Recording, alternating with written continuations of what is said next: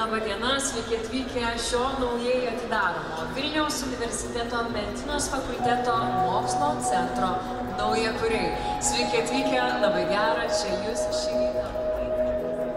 Linkiu, kad šita vieta būtų kuo stipresnis transliatorius.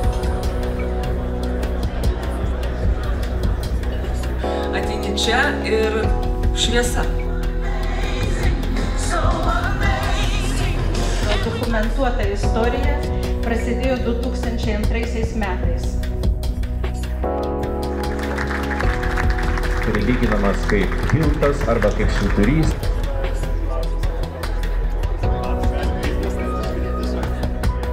O Lietuvai tai yra augimo ir pažangos galimybė.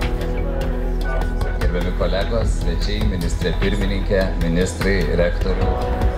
Pirmą kartą čia matau tiek daug džiaugsmingų veidų, nes dažniausiai būdavom susirūpinę ir spręsdavom. Vietoje, kuri tampa vis labiau ir mokslo bei studijų vieta.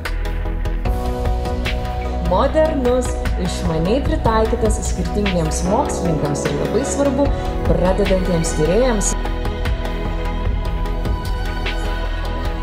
Su atidarimu. Su atidarimu. Mes tai padarėme.